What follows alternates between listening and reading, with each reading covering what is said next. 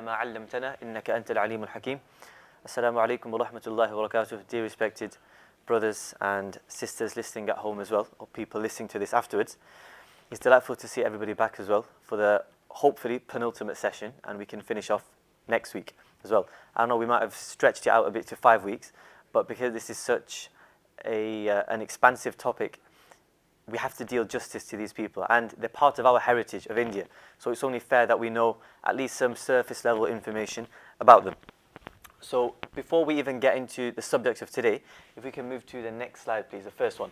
I've made just one slight amendment to the course outline. So I've actually dedicated 2 sessions. This session, well, the previous session and this session to the greater Mughals. And next week, we're going to talk about Aurangzeb and the decline. If I was to include Aurangzeb today, then it'd become too lengthy. We need at least a good 45 minutes for him, and it takes 45 minutes up to an hour for the last few greater Mughals. So let's focus on them today. Next week we can do the Aurangzeb himself. And then, to be fair, after Aurangzeb's reign, there is a rapid and sharp decline. And it only takes around maybe 30 years for the Mughals to completely disintegrate. And after a certain point, we could say maybe around the mid-1700s, the Mughals are reduced to emperors arrested in their own palaces, and they're just figureheads. They really have no power whatsoever. And when we show a map later on, maybe next week, you'll see how in such a short amount of time the entirety of India, which was once under their control, becomes reduced to just the areas surrounding Delhi and the environs of what you can say is modern day Delhi. And that remains all the way up until 1857, when something happens and then the Mughals are wiped off the scene completely. But for nearly 1 century, they were just titular figureheads. They were just puppets, and they were being controlled by some Indian clans and then by the East India Company, and the real power was invested into all of these different small confederations and their regional leaders. So we'll talk about that later on, but I just thought I'd let you know on the slight amendment. So if we can just zoom all the way forward. Yep, I'll tell you when to stop. So hopefully just these few flashing images should evoke memories from the last few sessions, and then we'll do a quick 30-second recap. If we can carry on all the way, and next one. Okay, let's stop here. So one back. Okay, so very quickly we talked about the Prophet's reign.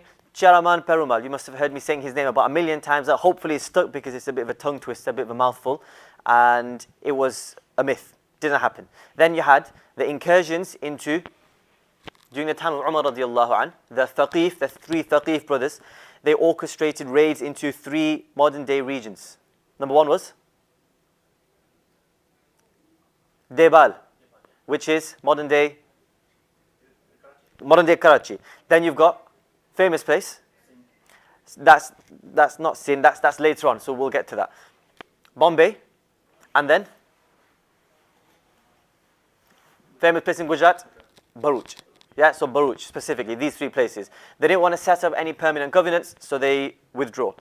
Then fast forward, maybe about nearly 100 years, 80 years to 711. Then you've got Muhammad ibn al-Qasim, again from Thaqif under the Umayyads, and he then ventures out into India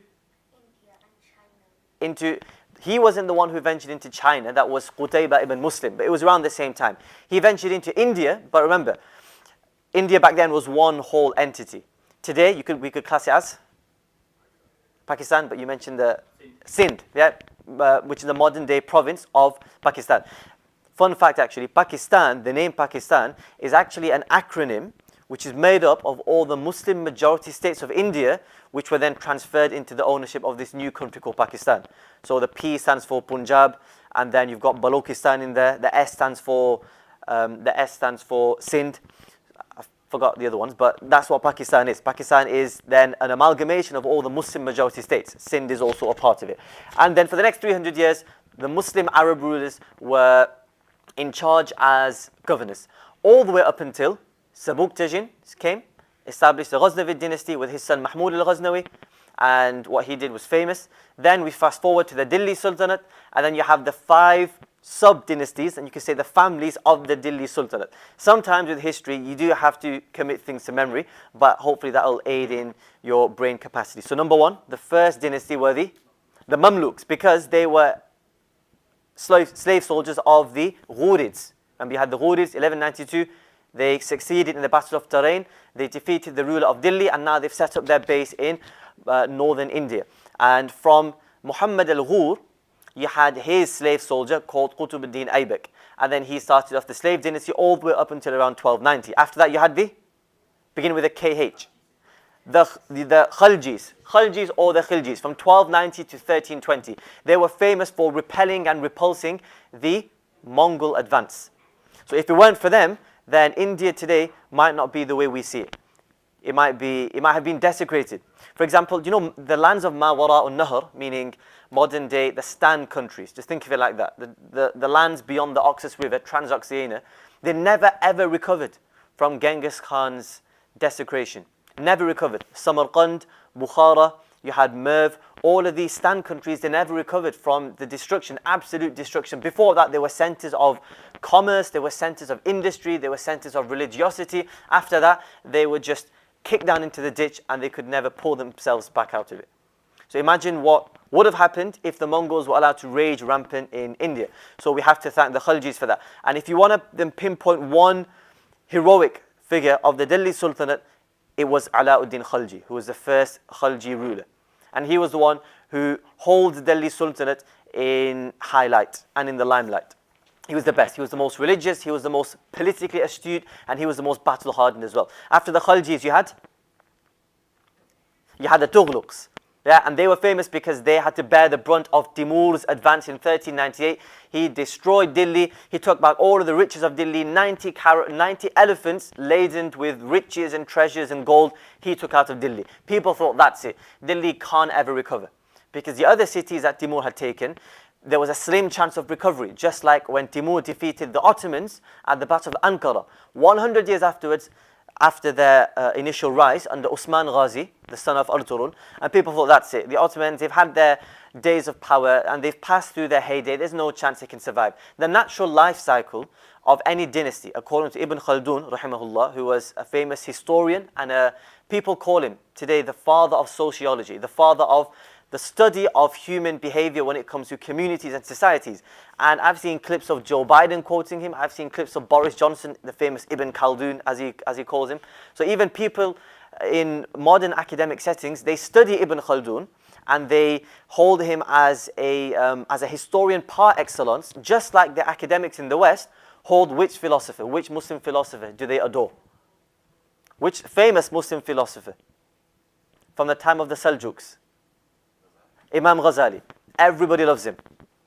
The Western academics and Muslim scholars, and even lay Muslims like me and you, everybody's heard of Imam Ghazali. So Ibn Khaldun was held in high regard. He said the natural lifespan of a dynasty is 3 generations, which equates to nearly 100 years. Very quickly, I don't want to go off topic here, but he said you have some rough, tough desert people, nomads, and they're hardened, they're unruly from a civilized point of view. But when it comes to their discipline, then they're disciplined and they've got that battle-hardened mentality to them as well. So they're very simplistic and they're rugged. So they move into a civilized area and depose the current rulers who have stooped down into decline and into decadence. So they're no longer seen as fit. The new people come in. This is generation number 1.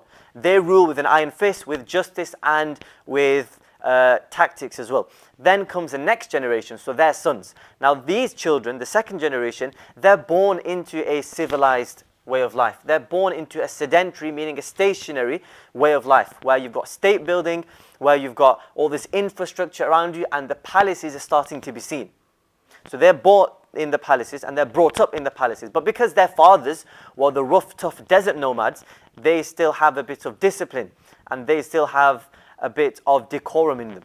The second generation. When the third generation comes, what do you think happens? Their fathers were born in the palace, so they become spoilt brats. That's what they become. They become spoilt brats, pampered in the palace, and they've got all the pomp and wealth around them. And now when people are enamored by wealth, when you've got wealth all around you, who'd want to then dismount from your royal throne and go into the battlefield and face your enemies? Who even wants to get out of the palace and have a look at what's going on around you? Have a look at the plight that your subjects are facing, maybe the different administrations that need help. So you don't want to be involved in anything because you're happy with your carefree life. And then the cycle restarts. This is the third generation. They set the decline into motion, and then a new people, a new generation from the desert replaced them. He was talking about Ibn Khaldun, more specifically the North African setting. The Berber dynasties, which replaced the lackadaisical Muslim dynasties in Spain. But you can really apply this anywhere. And this is where the scary part comes in. He said, normally throughout these three generations, people lose their culture to an extent, which is not a bad thing. People lose their culture. They lose the original identity of their forefathers. They lose their original language. Maybe you might have a new combined language, which has now been merged with the locals. You've got a new culture, which is fair enough. Now, myself, I'm a third generation immigrant here. And if we keep in consideration Ibn Khaldun's theory, we're the third generation who are meant to set the decline into motion. So that's scary. If Ibn Khaldun was here today, then he'd add a third thing to the list. Not a third thing, well yeah, he'd add a third thing to his list of things lost by the third generation, and that would be religion. Because we've seen it today. People my age, 20, 21, 22, they're just shedding off religion as if it's just some flaky skin. They're just taking religion off as if it's a coat they can take off and hang up. And if they feel like wearing it, they'll wear it. If it's comfortable, they'll wear it. If it's not, they'll take it off. If it looks funny to others, bad fashion choice, they'll take it off. So that's an interesting theory of Ibn Khaldun. So people thought now, Timurids finished. They've destroyed Delhi. Now comes the Sayyids, because Timur appoints one of his governors, Khizr Khan, who claims to be a descendant from the Prophet ﷺ, as the governor of the northern Indian lands. And they rule from 1414 to around 1451. Then we've got the last dynasty, the most important. And they are known as the Lodis, because they come in contact with Babur. So Lodis, you had Bahlul Lodi first. They were from Afghanistan. They were Afghan tribalmen. They were brought into, through the Khyber Pass, they were brought into India, and they served as officers and governors, and then they ended up reaching dizzying heights themselves. You had Bahlul Lodi, his son Sikandar Lodi, and then his son Ibrahim Lodi. The first two were effective and competent. The last one, he wanted to centralize the government. He wanted to take power away from the regional governors and invest it into the center, into his own government. The governors didn't like that. Nobody would want their power to be taken away from them. So one, Daulat Khan Lodi of Lahore, he then heard that there was a successor of Timur called Babur, who'd recently taken residency in Kabul in modern-day Afghanistan. Remember Babur? He was born in 1483, and he was, from his father's side, he was a descendant of Timur, fifth generation descendant, and from his mother's side, he was a descendant of the famous, infamous Genghis Khan. Yeah, so he's now managed to bring both of these then formidable, powerful lineages together. And unfortunately, he's actually kicked out of his hometown, his homeland of Uzbekistan, born in 1483. And 11 years later, he inherits the Farghana Valley, which was a major stronghold, previous stronghold of the Timurids. Now, just a really handy point to keep in mind. The Mughals, not the Mughals, sorry, the Mongols. The Mongols, Genghis Khan, and anybody who came afterwards, their raids and their conquests were rapid and swift and devastating, like a wildfire. It just completely knocked out anything in its path. It was like an unstoppable force. Now the problem was, as fast as their conquests were, that was how fast the collapse of their governments were, because they weren't statesmen. They weren't politicians. They were warriors. So when it came to the warring side, they were fantastic. When it came to the politics and when it came to the administration side, they failed. Best example, they took China and they set up, after Genghis Khan's death, they set up the empire of the Great Khan, or the Great Khanate. In a few decades, that had been then consumed by the locals. It had then been amalgamated into the local tradition, and it then became the Yuan dynasty of China. So it no longer remained as a Mongol state, it was now a Chinese state. Because they didn't have the apparatus, they didn't have the infrastructure to keep a state running. So they then become consumed by the locals. For example, the Golden Horde near modern-day Russia and Ukraine, some of them became Christians, some of them became Muslims. Why did they become Muslims? Because they were in contact with the Muslims. And that rubbed off onto them. Islam and an Islamic way of life and an Islamic way of governing and an Islamic way of bureaucracy and politics rubbed off onto them. That's why after a few generations for some of them, and after a few decades, maybe even after a century for some of the Khanates, for example, the Il Khanate, they became Muslim. and they adopted the Islamic way of governance. So Babur here, he's now inherited the Farghana Valley and he's kicked out. Long story cut short, the Timurid princes are now fighting amongst each other. They've kicked out Babur because he's only 11 years old. What's an 11-year-old going to do? But little did they know he had a fierce spark of tenacity in him. So he came down to Kabul, took Kabul, and then he constantly tried to take Uzbekistan to no avail. And later on, after the Battle of Shaldiran, now remember, if you look east of Afghanistan, which country do you have? Modern day country. Beginning with an I. Iran, you've got Iran. And in charge of Iran were the, beginning with an S, the Safavids. You've got the Safavids. And remember, you've got three main gunpowder empires. Number one, famous one, the Ottomans. Number two, the Persians, the Safavids. And number three, the Mughals. Why? Because they employed gunpowder with artillery and muskets and cannons. So they team up. The Safavids and the Mughals, well, the early Mughals, the proto-Mughals, meaning Babur, they team up. And then Shah Ismail, the founder, in 1501, he founded the Safavids. He said to Babur, I'll help you out. I'll help you take Uzbekistan. That failed. So now Babur, he's looking from left to right, up, down. He's got nowhere to go. And by chance, his gaze falls upon India. And he thinks, you know what, I've got nothing to lose. Let me just make my way into India. And he writes in his Baburnama, this was the best thing to happen to me. It was a blessing in disguise. Now, you're probably thinking, Shi'as, 12 Shi'as in Iran, why are they so hospitable? Why are they so gratuitous? Why are they so willing to help out? In politics, there's always two sides to a coin. Everybody has their own interest. So the Safavids didn't help Babur for nothing. They wanted something in return. What they wanted in return was Babur's conversion to Shi'ism. And Babur, according to reports, actually converted to Shi'ism. Later on, it was considered a ruse. He just did it as a ploy, so he could then procure the help of Shah Ismail with cannons now, and then he could make his way into India. But did he actually convert to Shi'ism? Most likely not. He stayed as a Sunni. And now we moved into the major, one of the most decisive battles of India, 1526, the Battle of Panipat, Battle of Panipat, 80 kilometers north of India. And there have always been places in history which have been the flashpoint and the hotspot of activity and the hotspot of entertainment, you could call it.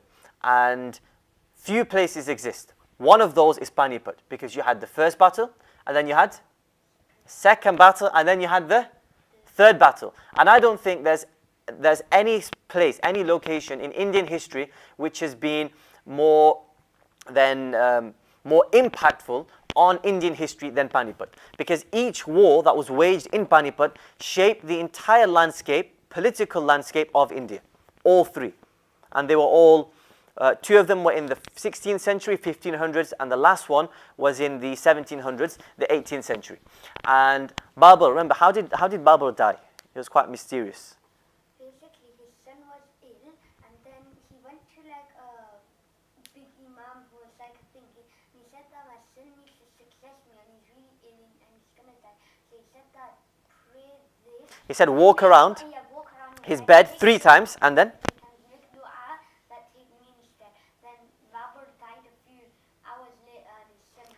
Babur died shortly after, and Humayun, which is his son, suddenly found a spring in his step, and Babur died. Now the reason why I'm not calling Babur the first founder of the Mughals was because, I mean, he took lots of territory. In 1527, little known fact, after Panipat, 1 year after, he actually then faced a Rajput leader, Rajput Hindu leader at the Battle of Khawa in 1527. And he managed to defeat then another northern power in India, the Rajputs. And the Rajputs, like I said last week, will keep on re-emerging. In India, just let you in on a little known fact, in India, all the way up until, you could say, the 1800s, people didn't identify as Hindu. There wasn't such a thing as, I'm a Muslim and you're a Hindu. It didn't exist. There was obviously that distinction between I'm a Muslim, and on the other side, it was just non-Muslim. And in the non-Muslim camp, you'd have Jains, an ancient religion. You'd have people who today we can class as Hindus. And then you had Sikhs, and then you had Buddhists as well, although they were quite rare and few.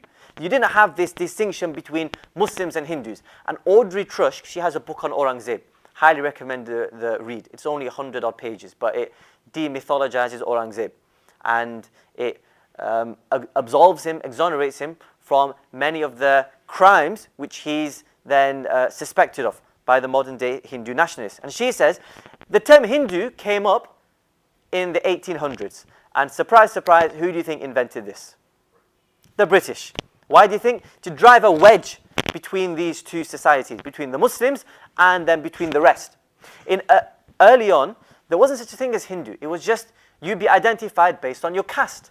So based on the caste system, the level you belong to in ancient Indian, and to be fair, it's not even ancient, it's still implemented in India today, the Indian caste system. And it was judged by the lottery of birth. Whichever one you were born into, you'd be stuck in there for life now. You'd have elite class and then the middle class and the warrior class and the peasant class, etc. like that. The Rajputs were considered some of the mid-tier Hindu societies. The top tier class, the elites, were the Brahmins. And they were the leaders. They were the religious, spiritual guides of the Indians. So the term Hindu didn't come up until afterwards. So for you to say that, for example, let's just take Aurangzeb, Alamgir, he was a Hindu bigot, that doesn't even make any sense because Hindus didn't exist then. He didn't see Hindus in front of him. He just saw different Indian castes. Early on as well, when we talk about Shah Jahan, then there was some friction between him and the Sikhs. And we'll find out later on, people didn't even recognize them as the Sikhs. They were just people from Punjab, people from Amritsar. But they didn't identify as, oh, you've got a new religion, new identity, Sikhism. People were still identified by their caste system. Only Muslims, when they converted to Islam, only then were they able to shed their caste dead weight and their caste baggage as well. Now we move on to Humayun. Just so you don't get confused, let's just quickly list all 6 greater Mughals. The lesser Mughals, after the decline, Aurangzeb died in 1707. From 1707, how many years were these greater Mughals in charge for? So let's just quickly name them so we don't get confused. Number 1 was Babur. Number 2 was his son Humayun. Number 3 was Akbar, his the third emperor Akbar. Number 4 was Jahangir. Number 5 was Shah Jahan. And number 6 was Aurangzeb. Yeah? Now, we've mixed up some of their regal, their sovereign titles with their names. Yeah, because Akbar wasn't actually his name. Neither was his name Jahangir. Neither was the next one's name Shah Jahan. Aurangzeb's regal title was Alamgir, which means conqueror of the world. The Alamgir meaning the king, the sovereign of the world. Afterwards, so 1526 to 1707, how many leaders ruled? 6. 6 greater Mughals. That's what we call the greater Mughal period. 1707, Aurangzeb dies. From 1707 to 1857, the state, Mughal dynasty, empire still survives, but only in name. That's 150 years. After Aurangzeb, you had one son called Bahadur Shah Zafar.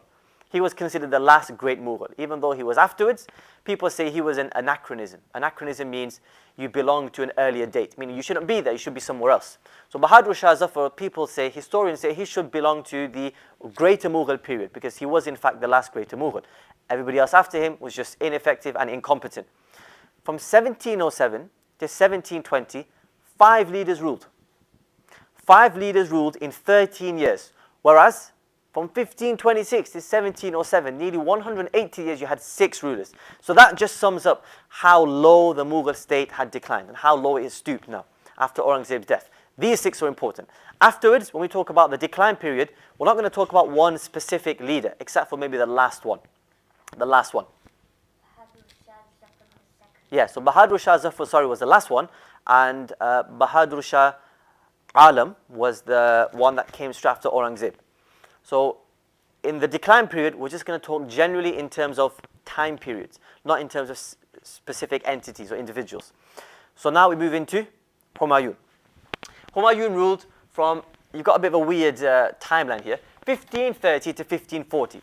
Then we've got something called an interregnum, which is a cessation, a postponement of governance, where the government isn't operational. That lasts for nearly 15 years, from 1540 to 1555, and then Humayun comes back into power for 1 year, then he dies in 56. You've got the timeline there. I'm not going to go into it. You can have a look there just for your visual aid, but I'm going to make a start on this very quickly.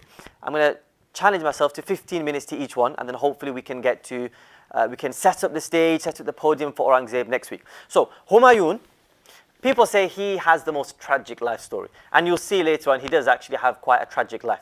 Babur was on his deathbed. The tables had turned, remember? Babur is now lying in his terminal illness, and Humayun's alive. Babur tells Humayun, he says, he brings him closer, whispers into his ear, and full of emotion, everybody's crying because he's about to die. Babur says, look, whatever happens, he tells this to Humayun. This is his last wish, his bequest he's making to Humayun. Whatever happens, whatever your brothers do against you, no matter how much problem and trouble they cause for you, just let them off. Go easy on them. And then he died. So, it'd be good to let you in on a Turco-Mongol tradition. And this was implemented in the Ottoman dynasty and to an extent in the Safavids as well. A concept, a principle known as collective sovereignty. Now, in every dynasty, in every empire, in every government, you've got one main problem that needs to be sorted out, which is succession. Who's going to lead after the current leader? That's when you had democracy came up, and you had Marxism, then you had socialism, capitalism. The Muslim world also had their fair share of ideas. For example, during the first few caliphs, the first four rightly guided caliphs, succession was based on a very important Islamic principle of mutual consultation, which is shura. Get together, not just any old Tom, Dick and Harry, get the experts together. They'll decide who gets to go next. And the previous leader might even nominate somebody, like Abu Bakr radiallahu anh nominated Umar. And if the council is happy to appoint the nominee, Bismillah, let him go forward. That's how things should be. وَأَمْرُهُمْ شُورَى بَيْنَهُمْ, as the Quran prophesies. Their matter, their decrees are settled by mutual consultation. That's how it should be. When Muawiyah radiallahu anh came in, he introduced, in Arabic is known as Hiraqliya. Hiraqliya coming from the Byzantine Emperor Heraclius, and it's a Byzantine model of hereditary succession, meaning when the father dies, the son comes into place. When the son dies, the father comes into place. That's then irrespective of whether the son's qualified or legitimate or eligible, because he's a son, move him in. Now, when it came to the Turco-Mongol people from the Stan countries, the Central Asian steppes, they had their own succession policy, which is called collective sovereignty. That was very simple. And it was introduced first it was popularized by Genghis Khan. Genghis Khan had a huge empire. And this is one of the reasons why it fell down later on.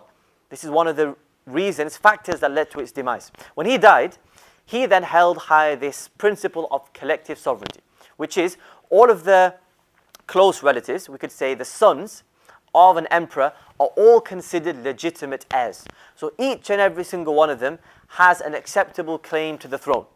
Whether you're the first son, second son, third son, 15th son, doesn't matter. If you're a son of the emperor, you are an eligible claimant to the throne. Now you're probably going to ask, well, if you've got 15 claimants to the throne, how are you going to pick? It was a very gruesome succession battle which ensued. It was survival of the fittest. If you could kill the rest of your brothers, then you'd be the best man for the job, and you'd now be the ruler.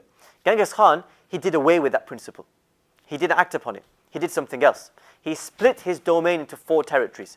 Each of his main sons has now the rulership of a province. That's what led to the downfall.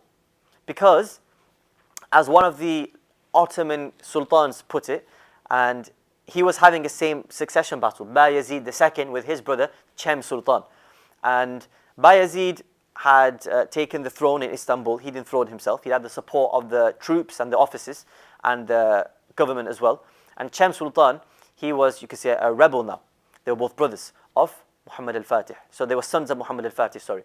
So Cem said to Bayezid, wrote a letter saying, look, I'll take the lands in Anatolia, in Turkey, modern-day Turkey, and you can rule the lands in modern-day Balkans, Rumeli, as it was called, Rumeli and Anadolu.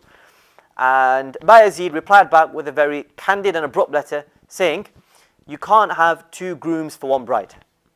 You can't have 2 husbands for 1 wife. It doesn't work. He was saying here, the 2 husbands are 2 leaders, and the wife is the state. You can only have 1 leader, 1 state. 1 husband, 1 wife. That's it. And Genghis Khan did away with that. That's what led to the slow decline and downfall. So Babur, before he died, he pretty much did what Genghis Khan did. He then gave provincial leadership to different sons of his and also brothers of Humayun. Humayun was given Delhi. Humayun was given the main centers, and all of his brothers were given the peripheries, the provinces on the edge. So Babur knew it's human psychology, human nature for people to fight over power. People are power hungry. So Babur said to Humayun, look, whatever your brothers do, just forgive them, live and let be. Just have a policy, adopt a policy of laissez-faire, which just means live and let be. Whatever they do, let them be. And boy, did Babur have to, did Humayun have to contend with some real trouble and mutinies and rebellions. But he stood firm to his father's advice all the way till the end.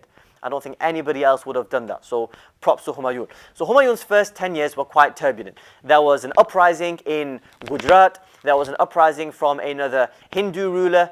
And then at the same time, he was having to defend against a rising threat from the east. In modern-day Bihar, which is close to Bengal. In modern-day Bihar, you had some Afghan officers who were still loyal in a sense to the previous sultanate, the Lodis, because the Lodis were importing Afghans to be part of their government, and they then diffused into the northern Indian realms, and they become officers now. They'd actually become freelancers. They become mercenaries, guns for hire. So whoever was paying them to be soldiers, the highest bidder, were for you. So there was actually a widow from one of the Lodi royalties, and she was very wealthy.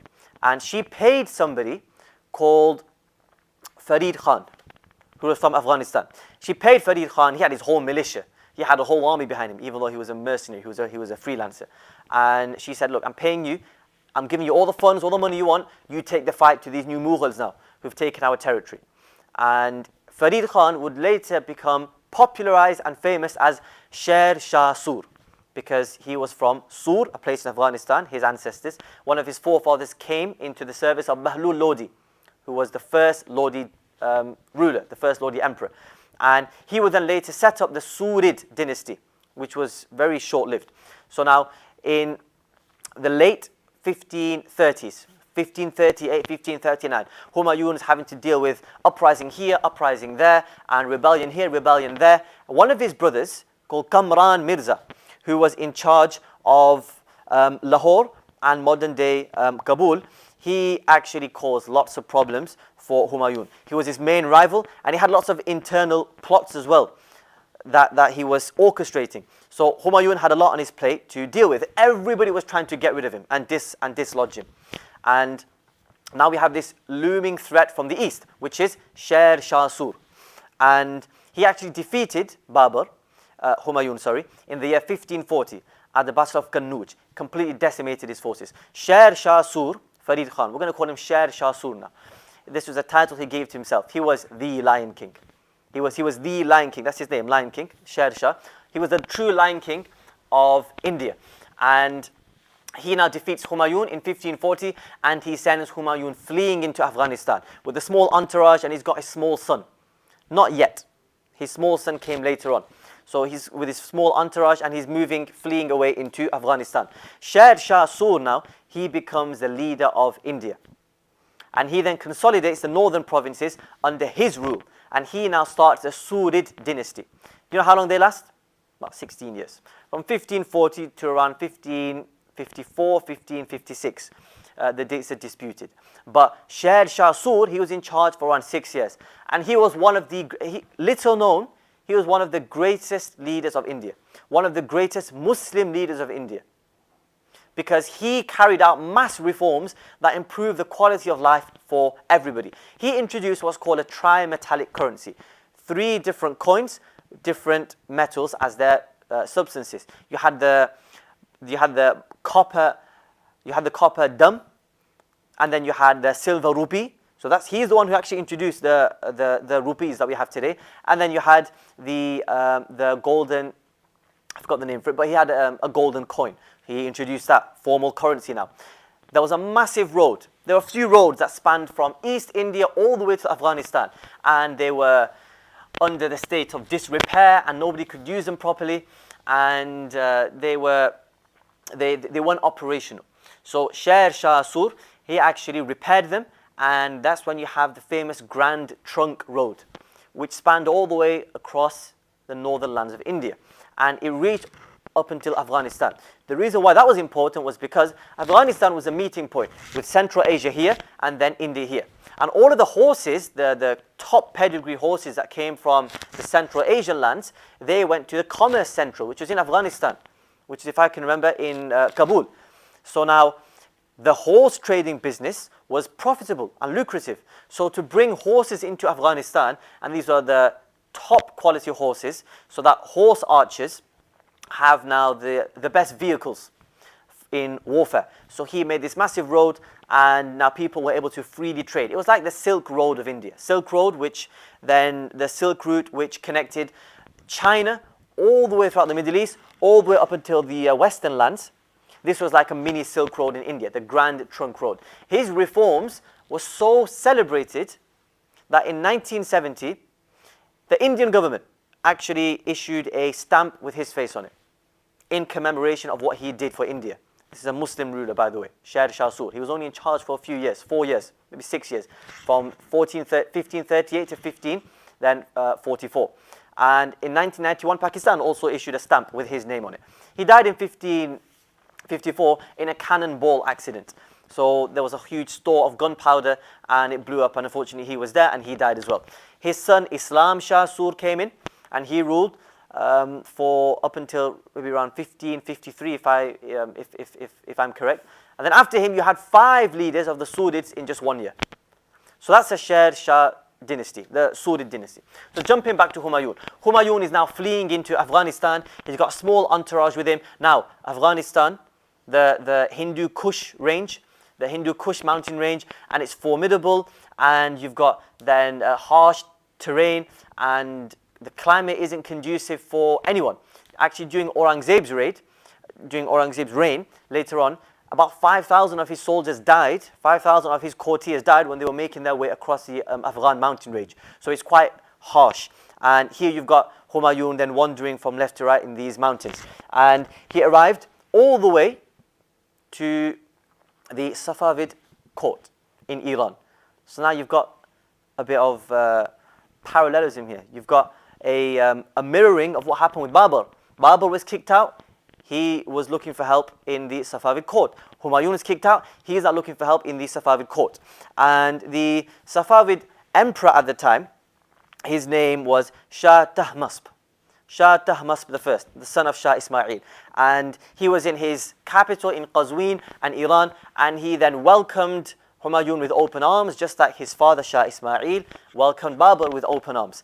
And he's now lavishly hosting him. You've got banquets, you've got all these exotic exhibitions that are held, and he was a really good host for his estranged guest here. Now, remember, do you think Shah Tahmasp was doing this for free? What do you think Shah Tahmasp wanted in return? He wanted Humayun to become a Shia. And what do you think Humayun did? No, desperate times call for desperate measures. He accepted, nominally, on the surface. He just pretended. He pretended to be a Shia. He wasn't actually a Shia, he pretended. Why? So that he could garner all of the help. And again, what do you think happened? Shah Tahmasp gave him 10,000 cavalrymen and said, they're all yours, go and start taking the lands. So his expensive hospitality then was converted into Humayun's supposed conversion into Shi'ism. So now the Persian forces with Humayun and his group, they now take back Kandahar, which is in modern Afghanistan, and they take back Kabul from Kamran Mirza. Kamran Mirza was Humayun's brother. And remember, Kamran had been making so many problems for Humayun during the first 10 years. Now we're into the interregnum period, where the Mughal dynasty has ceased, postponed now, cancelled temporarily from 1540 to 1555. And in 1555, that's when Humayun launches his reconquest of all the lands that he'd lost to his brothers and then to the Surid dynasty as well. Now, when he was making his way to the Persian lands, across the mountains and rugged terrain, he was the first Mughal emperor to marry an Indian, a pure blood Rajput Indian. And this now marks the beginning of a very strong religious and marital relationship between the Timurid Mughals and then the Rajputs. And from that union came Humayun's son. His name was, his most famous son? Akbar. Yeah, so Akbar was born in this mess of a childhood where his dad was on the run. His dad said it's too dangerous, so yeah, you and your mum, you stay here in Afghanistan. So he was there in Afghanistan. They were basically practically fugitives. So now Humayun's taken back Kabul and Kandahar from Kamran Mirza. And now he's reunited with his wife and his 3-year-old son Akbar in Afghanistan. Now Kamran was captured. And even though Kamran, he had orchestrated assassinations on Humayun, what do you think was echoing in Humayun's mind at this point in time? Remember, he had Kamran Mirza in his hands, in his clutches. What Babur said. Babur said, just take it easy on your brothers. Whatever they do, you're the eldest, you're meant to know better. And all of the elder siblings will know better how that works. You're expected to dish out generosity to everybody when they're all a pack of wolves trying to get at you as well. So that's what Babur did. Now he could have done anything, but he very reluctantly meted out some punishment. Now you might think, oh, punishment, maybe lashed him a few times, maybe imprisoned him, house arrest. He actually blinded him.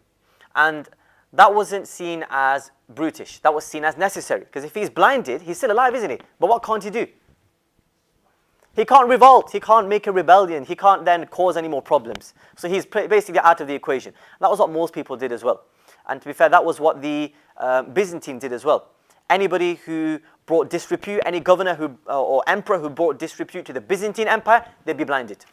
And it was a move of denigration and shame in the Byzantines, but here it was seen as an act of compassion that at least he won't be able to then revolt. And Kamran Mirza then wandered in the deserts and he went for Hajj one year and he ended up dying in somewhere near Mecca. So that's Kamran Mirza taken out of the equation. The Surids had already been taken down to an extent, and after Sheikh Shah Sur died, his son Islam Shah took charge, and then after him Islam Shah died in 1554. The state disintegrated because you don't have any good and capable rulers, and now you've got just all of these different messy rulers taking charge. So now Humayun capitalized, and he destroyed and defeated the remnants of the Surid dynasty, and in 1555 triumphantly marked his return into Delhi. He'd been gone for 15 years, and that was quite a monumentous occasion, because for 15 years people thought that's it. When Humayun left, people thought, again, that's it, Mughals finished.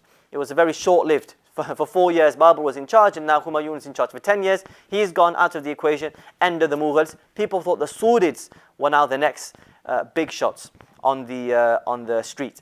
And Humayun, he managed the resurrection, again with the help of the Safavids. 1555, he makes his way back in.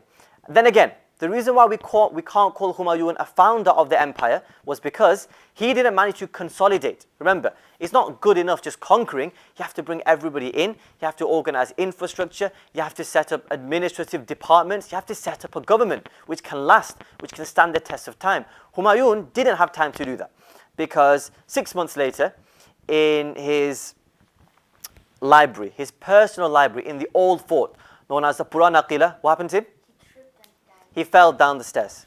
He tumbled and he was injured mortally. He was wounded mortally. And that then concludes the life of one of the most tragic Mughal Emperor Humayun. And just to rub salt in the wounds here, Stanley Lane Poole, who is an Orientalist and a historian from the late 18th century, early 19th century, he's actually got a book on, he's got a biography on Salahuddin himself. Stanley Lane Poole writes, I'm quoting here, Humayun stumbled throughout his life and ended up stumbling out of life as well, down the stairs. So he stumbled through life. He had to face the Surids, and then Sheikh Shah Sur, and then the revolt from Gujarat, and then his brothers Kamran Mirza. Then he went to Qazwin in Safavid territory. Then he's back to Kandahar and Kabul. And finally, he's there, and then he tumbles out of life, just like he tumbled his way through life. That was what Stanley Lane Poole said. Okay, so to very quickly, I know we don't want to, I'm ever conscious of time. His lasting legacy was Persian culture. When he went to Safavid lands, he beheld Persian architecture, magnificent Persian architecture. And he was now walking through the realms and the territories of his ancestor Timur. And Timur had built some amazing things. Timur's son, Shah Rukh, had a wife. And his wife built a massive grand mosque as well in these cities called the Masjid-e-Gauhar Shad. Masjid-e-Gauhar Shad. And that was in Timurid controlled land, and it dazzled Humayun. He thought, you know what, I want to import this back to India. I want to take this with me back to India after my little sojourn, after my little holiday here in the Safavid lands. So that was what he bequeathed to his sons. And Mughal culture actually developed off the back of Persian culture, and it blended with Indian culture as well. So you've got three different cultures. You've got Timurid Mongol, and then you've got Persian, and then you've got Indian. And that's what we see today in a lot of the architectural works of the Mughals. And this craftsmanship, this infusion of all three cultures, can be seen in Humayun's own tomb, which was built posthumously. After Humayun died, the tomb was built by his wife. If you can go next, I've got a picture, hopefully, of Humayun's tomb.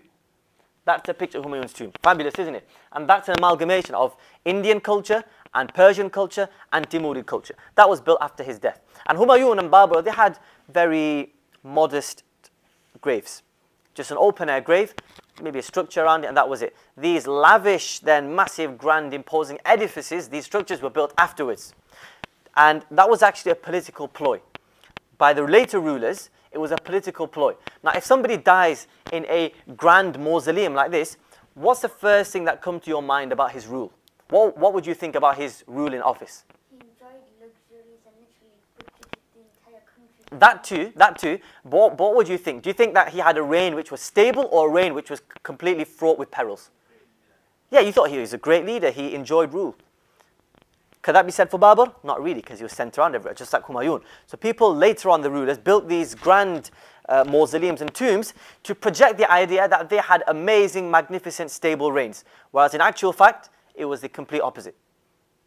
It was the complete opposite to what these structures seem to portray. And that was built in 1546. This was the first mausoleum, the finest. Some people say it's the finest tomb complex in the world. And you've got later rulers who are actually buried there as well. This was seen as a model for a later, one of all, the greatest architectural legacy of the Mughals, the Taj Mahal. So this was a model for the Taj Mahal, which is in modern-day Agra. Okay, if we can move on to the next one, please. Now we move on to a very, very, very extremely controversial figure. Controversial for Muslims, but idolized and lionized and valorized by the Hindus. The Hindus say he is the greatest, and that reflects his title, Akbar, the greatest. That was his name. Akbar wasn't his name. His name was Muhammad. And ironically enough, he was anything but a Muhammad. He was the complete opposite of what somebody who is called Muhammad should represent. So he was the son of Humayun, and he was born in exile. Remember when Humayun was then wandering around, meandering around the mountain ranges of Afghanistan? He was born then. And his mother was a Rajput Indian. He was the first Mughal emperor to actually have a bit of Indian blood in him. And I've actually seen a few pictures. There was actually a wax model of Babur built by a Pakistani museum and exhibition. When I saw it, then I thought to myself, it's either the modeler or the artist was unaware of Babur's ethnicity, or it was a deliberate ploy to culturally appropriate the Mughals and make them more Pakistani. Because Babur came from where? Uzbekistan. Yeah, he was a Turco-Mongol. And usually a distinct facial feature of Turco-Mongols is the slit eyes. But Babur looked anything like that. He looked anything but that in that model. So Babur and Humayun actually looked, just so that we can understand, not to be racist, but they looked more Chinese or Oriental, Eastern than Indian. Akbar started to look Indian because his mother was of Indian origin, pure Indian blood. His mother was a Rajput princess, actually. Okay, so now we've got Akbar. And you can see you've got a few important things there. You've got his regency period for about 5 years. And then you've got the second Battle of Panipat. Then you've got Fatehpur Sikri, which is the new city that he built. Then you've got his Ibadat Khanas, amazing these things, amazing structure. But what he hosted in there was anything but amazing. Then you've got initiation of his new, either you can call it a cult or a brotherhood. To call it a religion is not right. We'll talk about that later. And then you've got his death in 1605. So now, the Mughals have now made their way back into Delhi. But much territory needed to be captured.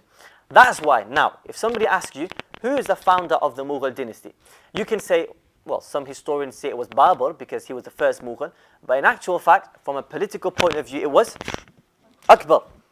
He He was in charge for nearly 50 years. He then brought all of the lands. He consolidated the territory. He consolidated rule, and he governed the Mughal provinces like an army. So he was a shrewd tactician. He was a strategist, and putting his religious problems to aside, he was a great statesman, one of the greatest statesmen. So in that sense, we can say he was Akbar. He was one of the Akbar, one of the greatest politicians the Mughals had seen, one of the greatest rulers. Now, Babur had his son Humayun. Humayun died, and he left his 13-year-old son, Akbar, now to the throne. And Akbar was too young. So for 5 years, from 1556 to 1561, his regent. A regent is a guardian of a prince who takes charge of the empire whilst the prince is still young. And when the prince becomes of age, then the regent is meant to, on paper, he's meant to step down and say, here, it's all yours. So Babur was 13. His regent was a trusted servant of Babur, who then formed part of the government of Humayun, and now he's a regent of Akbar. His name was Bayram Khan. His name was Bayram Khan. Okay, so he was a Turkoman from Central Asia. He was a Shia actually. And now 1556, you've got these low-class Hindu warriors. And they've all bunched together under a previous Afghan ruler who was now the offspring, the product of the Sordid dynasty called Hemu. And he posed the first threat to Akbar's new reign. And both forces of Akbar, he wasn't really in charge. It was Bayram Khan who was in charge, his regent. And Hemu met in the second battle of Panipat in 1566 now. And in 1556, second battle of Panipat. And because Bayram Khan absolutely decimated the forces of Hemu, now he can move into the southern states and start to capture and grab more land for the Mughals. So that was again another turning point, and it was another watershed because it allowed the Mughals to now expand, and it gave them some breathing space. Babur's reign constantly under pressure, Humayun's reign constantly under pressure. Now they've managed to give themselves a bit of leeway and some comfort as well to start making their gains. So 1561, Akbar was old enough now. So Akbar takes charge at the age of 17. Imagine, he said to his courtiers, "I'm old enough now." At the age of 17. And when I was 17, all I can remember doing is just playing games and wasting time. But here, he's there saying, "I'm ready now." Now, Bayram Khan has been in charge for 5 years. He'd now had a taste of that sweet nectar, which was power. What do you think he said? Do you think he said, "Yeah, you know what, come and take my seat here, have a seat, you're now the new emperor"? What do you think he did? He said, "No way. I know, I'm in charge now." He didn't obviously say it as bluntly as that, but he said, "You know what, you're not old enough, I can do a better job, let me stay here in my position." He became too comfortable as the leader. So now another battle was fought, and Bayram Khan was defeated, and now Akbar now becomes the emperor. He now wrestles power from his regent. Now you've got Akbar's reign, his proper reign. His reign proper starts from 1561, you could say. He ran the government like an army, and he himself, he didn't class himself as the emperor at the start, he classed himself as the commander-in-chief. And he was astute and he was shrewd. He knew what he was doing. The wool couldn't be pulled over his eyes when it came to politics. When it came to religion, that's exactly what happened. People manipulated him to an extent. And then you had more battles which took place. For example, in the year 1576, you had the Battle of Haldighati. Now you had a Rajput, again, Rajput's coming up again, a Rajput sub-clan called the Sisodias. And they were in, you could say, northwestern India. And they didn't want to be ruled by the Mughals, so they put up a bit of a fight. In the Battle of Haldighati, 1576, Akbar's forces defeated the forces of the Sisodias, and now you've got expansion coming in. Now you've got the main opposition who've been brought down. So Akbar was making gains. And remember, each and every single one of these greater Mughals always had their eye on the main prize, the main territorial prize, which was in the south, Deccan. Deccan is classed as the southern regions of India, the ever elusive regions, because it was very difficult for any emperor to actually grab a hold of the Deccan regions and bring them under the northern Mughal rule. Akbar tried, they were chipping away, they were nibbling at the regions, but nobody actually managed to just sweep them all in. Akbar tried, Jahangir tried, Shah Jahan tried, they were victorious incrementally. It was an incremental, slow, plodding gain. When Aurangzeb came, that all changed. But to be fair, because Aurangzeb wanted the Deccan, that actually caused an implosion from within. And that's what led to now the demise of the Mughals. Because Aurangzeb wanted the Deccan so badly. He was power hungry for the Deccan. For good reason, for good reason. We'll talk about that later on. So now he carries on. Akbar's empire now stretches from Kabul to Bengal, from Kashmir to some of the Deccan states in the south. Now ironically, he was the only Mughal emperor to be illiterate. Didn't know how to read or write. And that was because of his hectic refugee-like childhood. He was always on the move. He didn't have a stable childhood. That had an impact on his education. Because later princes, they were taught in these grand palace schools. But as for Akbar, he was brought up in the rugged Afghan mountains. And to be fair, to his benefit, that toughened him up. And that taught him how to fend for himself. That taught him how to stand up later on to Baidam Khan, his regent, in 1561. He was the complete opposite of his bookish father, Humayun. Humayun and Babur were the same. They were avid readers. They were bookworms. Funnily enough, in Babur's reign, sometimes his royal guard actually used to sound the danger alarm because Babur went missing. They don't know where he went. They'd search the entire palace complex and they'd find him in the library just reading. Buried himself inside of a book and he'd just be reading there. So that's what Babur and Humayun were like. Now you've got Akbar, he was a complete antithesis. He was a complete opposite. Now he was good at hunting, he was good at martial arts, he was also good at sports as well. Now even though he was illiterate, he still took a liking for philosophy and comparative religion, which ended up being his demise, causing his downfall. He'd have his imperial libraries, he'd have thousands of books. Then you're thinking, why on earth would an illiterate man have a library? An imperial library at that? Well, that was because he had courtiers. He had people in his inner circle and scholars who'd read books to him. He'd sit there all day long and just have audio books, if you want to call it that, read out to him. So this was Akbar. Now, this is where we get into the nitty-gritty, a little bit, and very, very controversial. Before you came into this course, what did you know about Akbar? What was Akbar infamous for? Anybody, just... He tried to make another religion. He tried to make another religion. We'll talk about that later on. Now, how did he even get to such a stage? This is a Muslim. They were nominal Muslims. I mean, they weren't the greatest of Muslims, and we'll find out later on. Even when I was reading these things, I was shocked. But because I had the distinction in mind between Islamic and Islamic history, I understood these people aren't angels. These people aren't prophets. They're obviously going to be prone to the temptations of life. And now Akbar, how did he stoop to such a low level? I've pinpointed it through reading to three causes. Number one was his illiteracy, which then played into his naive persona when it came to religion. Number two was his adverse childhood experiences with, I'm not talking about Afghanistan, I'm talking about with scholars, with Muslim scholars, and with the Muslim clergy during his time. He had some really bad experiences with them in his childhood, which shaped a negative perception of Islam to an extent. All of these three forces helped to mold the Akbar we know today. And number three was his courtiers and his policy to an extent of sulh-i-kul, which means universal peace. He wanted everybody to live together peacefully, which is what everybody wants. But you have different ways of attaining that. Islam has already given you a framework. Islam's already given you a model on how to attain peace and tranquility and harmony in a society. Now Akbar averted his gaze from the Islamic principles and went elsewhere, more to some outlandish and some really peculiar Sufi principles. Sulh-i-kul is a Sufi principle. Yeah, and just understand, when we talk about Sufism, there's a spectrum. You've got extreme Sufism on the one hand. On the other hand, you've got people who say Sufism is not even a part of religion, and they detach Sufism from Islam. Tasawwuf, as we call it. Then you've got in the middle, which I like to call sober Sufism, which means you understand Tasawwuf to be a part of your religion, but then you understand that Tasawwuf is a means to an end.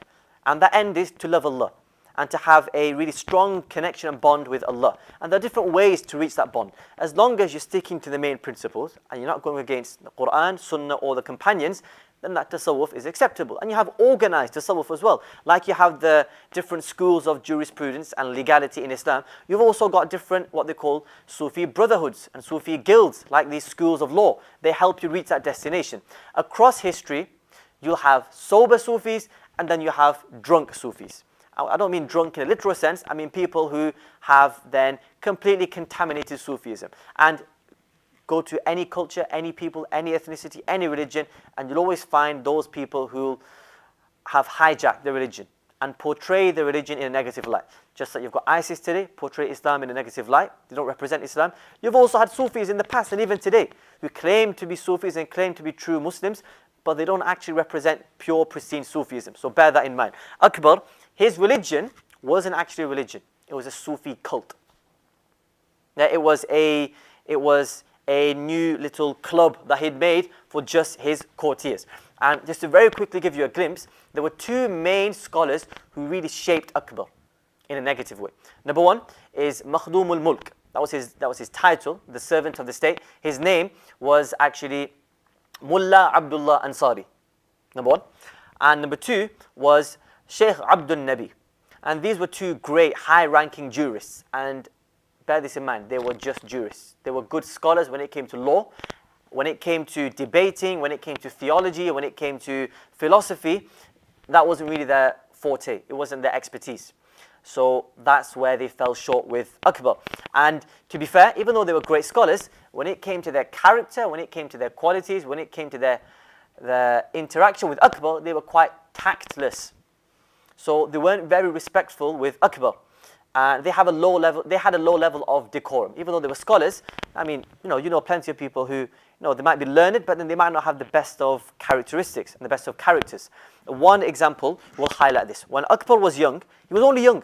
This was still when he was a teenager, and he just had his birthday celebration, and he had some splodges of saffron dye on his clothing. And obviously, from a religious point of view, men aren't meant to dye their clothes with saffron. As the hadith goes, the perfume of men should be with a scent but without a color, because color is meant to be too flamboyant and too out there, too in your face for a man. A man's meant to be subdued and not too worried about his appearance. And the perfume of a lady should only have a substance, have a color, which is ladylike, and not have a scent. Akbar came with yellow saffron, and one of the scholars, it escaped my mind at the moment, he really shouted at him. And he really told him off. And this is a young child. Where's your tact gone? You have to say it with words of compassion and words of love. So he really just laced into Akbar. And Akbar really felt it. Now Akbar, he wasn't a fool. He knew he was the emperor. He knew he was once to be the emperor. So he demanded at least a little level of respect from a scholar. Just because he's a child doesn't mean he can be taken advantage of. So Akbar went to his mum. And his mum, really props to his mum, salute to his mum. And this is how every mother should be. His mother, he went to his mother, who was the wife of Humayun, obviously, and said, look, the scholars just said this to me. And she said, look, don't worry about it. Him shouting at you will make you a better person. Just think of it as for your own benefit. He's doing it for your own greater good. And she said to him, look, later on, when the stories go out there that you've got the young emperor who's being shouted at by a scholar, then later on people will say, wow, this young emperor had good self-restraint. He managed to keep his tongue in check, and he didn't say anything disrespectful. He didn't do anything which was out of order. He conducted himself well. So people will remember you for that. So his mother had a really good impression on him when he was young. And you know what, Akbar? He is actually, and this is always confusing, he's a very paradoxical character. Paradoxical means he does things which are always in contradiction. Early on in his life, he was a staunch Orthodox Muslim. He used to actually put down the shoes of Sheikh Makhdum al-Mulk and lay them down for him, as a good servant student would, and give lots of respect to his scholars and his teachers. He'd even go into the mosques and sweep them from time to time. He was a true Orthodox Muslim, and that was down to his mum. Now, when his mum later on moved out of the picture, when Akbar now became a fully fledged man, he started to form his own thoughts. And now we start to see in Akbar's reign these self-seeking courtiers. People who were just in Akbar's inner circle because they wanted something from him. They wanted a high position, or they wanted money, or they wanted land from Akbar. One of them, notorious, his name was Abu al-Fazl. He was the chief courtier of Akbar. And he was the mastermind behind so many plots and so many intrigues and so many deviations of Akbar himself. And now, these are just a few introductory points. That's number one. So then, Abu al-Fazl would always trying to be subduing Sheikh Abdul Nabi and then Sheikh Makhdum al-Mulk. And he'd always be against them. He was always then turning Akbar against orthodoxy. Abu al-Fazl always wanted Akbar to be a nominal Muslim, but then to subscribe to these really weird and heterodox and heretical ideas of Islam, which aren't classed as mainstream. And really, if I can interject here, that's why the Hindu nationalists love him so much. Not because he was tolerant to an extent, but because he was an Islamophobe. Simple as that. I'm going to cut it short now. He ended up executing. Akbar ended up executing both of these scholars, Sheikh Abdul Nabi and Makhdum al-Mulk. Even, they didn't deserve it. They might have been tactless and disrespectful, or they didn't have decorum, but they didn't deserve it. And they actually redeemed themselves later on, because towards the mid-range of Akbar's reign, he actually started to see himself as this divine king who has some divine power in him. So he actually, with the insistence of this Abu al-Fazl, he actually had all of the main scholars coerced and forced into signing a document which said that the main legal power, the main Muslim ruler and scholar of the land is the emperor. So now the chief judge or the most senior Muslim scholar can be vetoed, can now be surpassed by the emperor, Akbar, because Akbar thought, I've got some divine power from God. So whatever I say goes. So my word is final, because he had a bit of a problem before with the scholars. He wanted to do something which was anti-Islam, which was un-Islamic. The scholar said no. So he vetoed that decision by making himself the supreme leader, the supreme judge, jury, executioner of the land. So he then passed all of his rules. And Sheikh Abdul Nabi and Makhdum al-Mulk actually signed that document with a bit of coercion and pressure as well. They later redeemed themselves because they came back and they stood up to Akbar's pressure and tyranny and also oppression. To be fair, towards the end of Akbar's reign, he was persecuting scholars. He was oppressing scholars. He was actually poor scholars from the rural regions. He was then taking their jobs away from them, making them unemployed, and now taking away all of their state wages. So now the scholars were starving. Scholars were dying out of hunger. And he was then replacing all of these scholars with his courtiers who did what Akbar wanted to do. So he was really oppressing people. This was Akbar in a nutshell.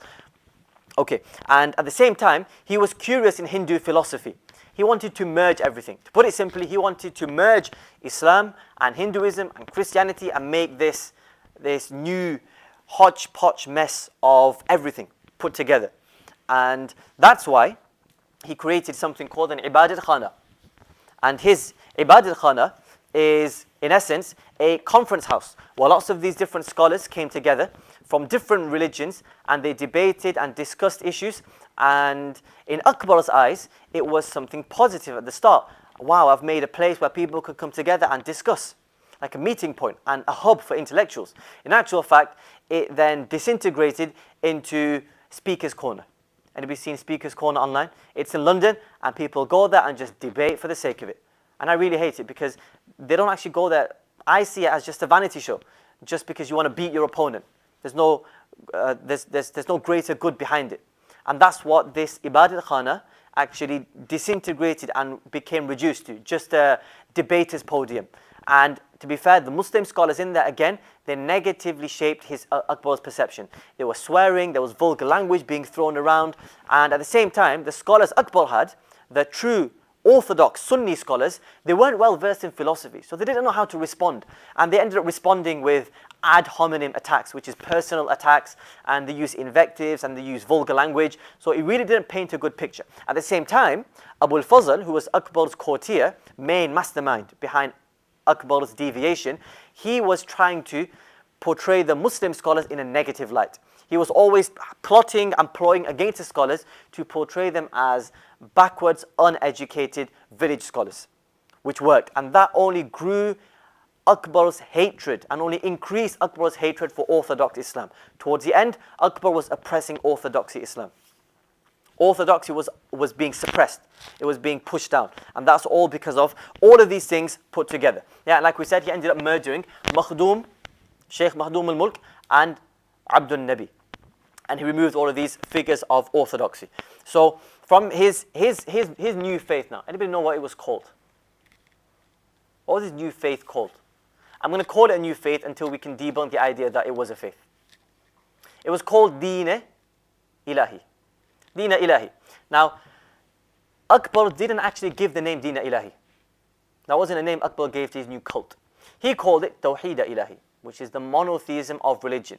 You can see where he was going with this, the monotheism. He wanted to show people nothing new here, same as Islam. But in actual fact, he'd brought elements of Hinduism, he brought elements of Islam, he'd brought all different elements and all different principles and notions of religions and brought them together. So we can say he was a very early model of what we can call then eclecticism. Eclecticism is where you take ideas from everywhere and bring them together. He was an early idea of universalism and perennialism. Let me explain perennialism. It's important because you've got some perennialist movements out there today trying to really snatch away true faith of Muslims. Perennialism is where you believe that every single religion takes you to the truth. Where every single religion, if you take away the flesh and the meat and things people have added on, every single religion has some truth in it. And actually, that truth can lead you to God. That truth can lead you to salvation. Yeah? So as long as you follow the true elements of that faith, you don't have to be a Muslim, you still attain paradise. These are the ideas that are being pushed today. Perennialism was actually introduced as a proper philosophical concept by a French convert to Islam who accepted Islam in Egypt called René Gounod. And he introduced it to Egypt when Egypt was going through all these problems when it came to Islam and modernism. So he introduced it there. Akbar tried to do the same. He said that all of these faiths, why follow one faith when all of them lead to the same path?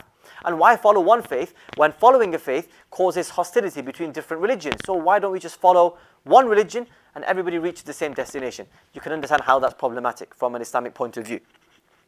And now, we talked about his politics. He was a good politician. When it came to religion, when it came to being a Muslim, was he a good Muslim? We have mixed views. He wasn't an orthodox Muslim. He wasn't a mainstream Muslim. And to be fair, later on, some scholars have even accused him of apostatizing, of leaving the faith. That's why there was one Shia scholar called Sheikh Muhammad Zaidi. Sheikh Muhammad Zaidi. And he actually issued a fatwa, a legal edict, saying it's permissible to rebel against Akbar because he is no longer a Muslim.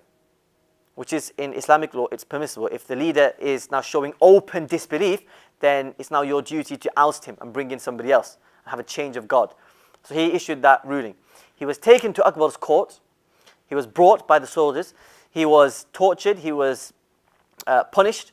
And then later on, they came to an agreement where this Muhammad Zaidi was toned down and look, just stick to your own business. Akbar will do his own thing. And he was sent on his way. Akbar never trusted him. Akbar wanted to remove him from the equation. So the boat that this Muhammad Zaidi, the Shia scholar, had made his way to Akbar's court in, Akbar actually sabotaged it. And the whole ship was wrecked in an accident at sea and everybody sank on board. So these are the type of tricks and intrigues that Akbar was willing to go to defeat his opposition against his religion. So then you come to Akbar's policies now. And a few of Akbar's policies were assimilation. He wanted everybody to live together, like we said, sulh kul, this universal peace. And now the opposite, the contrapositive, the opposite of sulh kul, Akbar's policies, what does that seem to suggest? That Islam can't achieve sulh kul. Islam can't achieve peace with all. If you don't act upon Islam properly, then yeah. If you follow the true guidelines of Islam, like the Prophet's community in Medina, everybody living side by side with complete harmony and tranquility. He also abolished the jizya. He also abolished the jizya tax. The jizya is translated as a protection levy. And it's a tax which is imposed on non-Muslims. Not to denigrate or humiliate them. That might be one purpose that the jurists have mentioned. It's in the Quran a bit. You've got lots of different purposes. The purpose of this protection tax, first and foremost, is to secure the protection of your belongings, of your possessions, of your life, of your honor by the Muslim state. If you're Muslim, automatically you're entitled to those things. And if you're non-Muslim, we're talking about old states here. We're not talking about nation states of late, which are now governed by the United Nations peace laws and the Geneva Convention. We're talking about before. We're talking about a completely different world here, so bear that in mind. And those things were guaranteed. Your security was guaranteed by the state. On top of that, if you paid the tax, you wouldn't be automatically conscripted into the Muslim army. You wouldn't have to fight for jihad if you had to pay the jizya tax. So that secured their release from jihad. And at the same time, it was to act as a bit of an incentive to become Muslim. If you're not paying the tax, then if you want to become a Muslim, you don't have to pay the tax. Now, the tax was a paltry sum. It was literally nothing. The sum of money that was levied against non-Muslims was nothing. People say, oh, the jizya tax today is discriminatory against non-Muslims. Well, if you look at the books of law, you've got elderly. The elderly people were exempted. Women were exempted. Children were exempted. Other religious leaders and the clergy of other religions were exempted. People who were poor were exempted. People who couldn't afford it were exempted. You had so many exemptions. So it wasn't a punishment for being a non-Muslim. There were different political reasons. And the money that was charged, it was nothing. It was a paltry sum. So he abolished that. Why? Because he thought it was a barrier. He thought it was a barrier between him and living in harmony and cohesion with his community members. And the first person to actually introduce jizya into India was Qutbuddin Aybak. Remember, the first Mamluk Sultan. And all of this was to try to endear himself to his non-Muslim population. He wanted to make people see him as the great ruler who loves everyone and treats everybody equally. And at the same time, this would be coupled with flagrant disregard for the Quranic commands. Allah commands in the Quran. According to the Hanafi school of law, it's wajib. It's necessary to levy the jizya tax. Now the different conditions and the different mechanics of the jizya tax, you can decide. The leader can decide, and the leader can decide who to exempt on certain occasions. But you can't abolish it, saying we're not going to have it totally. That's against the Quran. And this marked a change in Akbar's characteristics to the religion. He went from an orthodox Muslim to somebody who doesn't really care about religion, who is indifferent, to somebody who was actively opposed to mainstream Islam. That's the evolution of Akbar. And you know what, I think we're going to have to finish off on Akbar here, so we'll just wrap up on him. We'll try and finish in 10-15 minutes. Now, Akbar, to appease his Hindu population and subjects, and also his wives, because remember, Akbar was the first one, was the second one after his father to actually marry Hindu Rajput princesses. They accepted Islam later on, but that was just surface level, nominal acceptance of Islam. When they came into the court, they brought all of their customs and their ritual baggage with them. And Akbar, that's how Akbar became intrigued.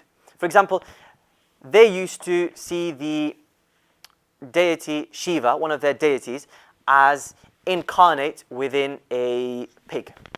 So the Hindus, the Rajput princesses Akbar married, saw pigs as a sign of deityship and a sign of divinity. So they would bring pigs into the court, and you'd have pigs just randomly and casually roaming around in the Mughal court. And Akbar allowed this. Akbar actually, encouraged it, bring them in, keep them coming, keep the pigs coming in. That's how his interest peaked for Hinduism, or the religion and the rituals practiced then. Again, it wasn't called Hinduism back then. He didn't marry, in his eyes, a Hindu. He just married an Indian Rajput princess who happened to have rituals and traditions which were peculiar to their own caste. And Hinduism wasn't this one unit, this homogeneous unit. Everyone was following the same thing. Hinduism is such a diverse religion. People from different areas practice different things. And India was just that. It was a regional state. It was a regional piece of land. Everybody followed their own regions. So now Akbar did a few things. He became vegetarian so as to not offend Hindus. And he said himself, I don't want my grave to become the stomach. I don't want my stomach to become the grave of animals. And he even stopped hunting because of these Hindu influences. And his policy of assimilation, meaning people coming together. Now, there's a difference between integration and assimilation. Integration is when people live together. You can see that in Muslim Spain. You can see that in Muslim Abbasid lands. You can see that in Muslim Umayyad lands. Here, assimilation means everybody comes together and you strip off all previous cultural recognitions and religious identities, and now you all become one. You lose all the extra baggage, which is a problem for Muslims because we still have to retain our Muslim identity. And he encouraged the Mughal nobility, the Mughal Muslim nobility, to marry Hindus, and then obviously he himself followed his own advice by marrying these Rajput princesses. And he encouraged religious debates as well. Like we said, he built these ibadat khanas, house of worship you can call them, or a conference center for people to debate and collaborate, and people can come together, and you can either clash minds with one another, clash heads, or you can combine heads and bring these new religious ideas, which is really what Akbar wanted. At times he was seen celebrating Diwali, and he was even then leaning towards these really weird and peculiar ideas of Sufism, which all ended up culminating in his Deen Ilahi. He went from these different phrases, orthodox, to then, I'm not really sure about Islam, to then, okay, let's take away these salient features of Islam, political features of Islam, to then inclining towards Hinduism and different religions, and now he's starting his own cult. Now this is a divine faith, a cult you can call it. He started in 1582. It's not really a religion, it was actually more of a exclusive brotherhood. He didn't want the masses to accept it, and he didn't send missionaries and people out there to do da'wah and tabligh work. It was kept quite restricted, but he demanded veneration from the people. He wanted people to respect his new cult. And at the same time, he took himself as this sort of divine monarch, as somebody who's been given this divine energy and influence and power by God. In 1591, the year 1591, 10 years after he invented his new brotherhood and his new cult, the 1000th year of the Muslim calendar occurred in the year 1591. So the new millennium took place. He saw himself, now remember, the Prophet ﷺ in a hadith said, every 100 years, Allah will send a reviver of the religion, somebody who can breathe new, fresh life into religious affairs. And Akbar, this is the 10th century, the millennium of the Muslim calendar. So he saw himself now as the reviver, as the mujaddid, the resurrector of religion with his new Deen Ilahi. Well, in his terms, it was called Tawheed Ilahi. That was in 1591. So to combat this idea, and to combat the growing, you could say, decadence and the growing decline, which was seen in the masses, now Akbar was just the reflection of the masses. The masses were just as bad. And people think that Akbar was the first one to introduce these ideas of amalgamation, and it's called syncretism.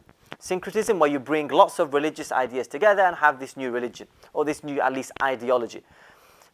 It wasn't actually started by Akbar. During Babur's reign, you had the Sikh religion, which had come to the fore. The Sikh religion was created then. And this just shows my ignorance of other religions out there.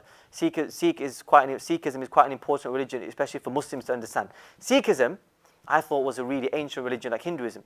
It's only recent. It was only created in the 1500s by Guru Nanak under Babur, in Babur's reign. And Guru Nanak was a Hindu before, and he had a Muslim friend. Long story cut short, Guru Nanak was then impacted and affected by Hindu ideas and Hindu philosophy as well as Muslim Sufi philosophy. He thought, you know what, let me just combine elements from the two, and there you go, your new religion. Sikhism, which comes from the Hindi word Sikhna, meaning to find, meaning you're searching for something, you're searching for then fulfillment, spiritual fulfillment, and he thought Sikhism could lead the way. Then you had these 10 Sikh gurus who came afterwards, and then the 4th guru and the 9th guru had some interactions with the Muslims, negative interactions, which then shaped Sikh thought about these two rulers, Mughals in general and Muslims by and large. So Akbar wasn't the first one. People were doing it beforehand. The only difference here is Akbar was doing it from a state level. Now imagine you've got the leader. Now if me sitting here, if I'm trying to start my own religion, people won't give me any time of day because I'm just some random nobody in some corner of Blackburn. But now if, for example, you've got King Charles who now comes around and now says, you know what, I like Islam, I like Hinduism, I like Christianity, bring them together. He's an influential figure. People look up to him. People take him as a role model, especially Akbar because of the conquest, the gains he was making territorially. People looked up to him. Now it was a problem. If Akbar was left unchallenged, then there was a threat of his ideas then trickling down into society. So around about the same time, you had a great Muslim Sufi scholar, a sober Sufi scholar, who came to the fore to combat the malaise and to combat the degeneracy of the Muslims, and his name was Sheikh Ahmad Sirhindi, also known as Mujaddid al-Fithani. He then combated Akbar's idea of being the Mujaddid al-Fithani, the reviver of the second millennium, because remember, the second millennium was now starting, 1000. And he now carried out his crusade. First of all, he thought, you know what, before I get to Akbar, I need to sort out these Sufi scholars. These Sufi scholars who had all sorts of weird ideas and grave worshipping and venerating saints to exaggerated heights and all sorts of innovations and even, polytheism as well. He combated that first. Then he turned his attention to the leadership. And he then affected courtiers and governors around India, so much so that in Akbar's son's reign, Jahangir saw him as a threat. Jahangir thought, oh, this man Mujaddid al-Fithani is trying to usurp my throne. He's trying to vie for power with me. So he brought him to the palace, and Mujaddid al-Fithani was quite outspoken. He didn't care who he was talking to. The truth is the truth. And he was open. He didn't care about being rebuked, reprimanded. He didn't care if he was in front of his son or if he was in front of the Grand Emperor, Jahangir. So he was quite bold in his claims of being somebody who's here to fix the religion.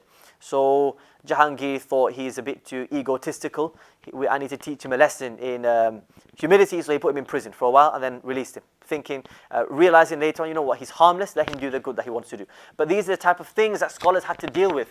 And I've already talked to you before I've already mentioned about how he was oppressing scholars. People think Akbar was this utopian, picturesque, rosy red leader who loved everyone, and he just wanted everyone to live in peace.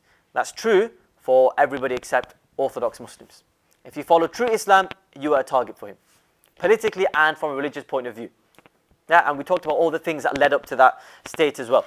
And now, just to quickly finish off, how many adherents of this new and novel Dina Ilahi, Tawheed Ilahi, do you think he had? Just bear in mind, he's an emperor. He's in charge of the entire domain.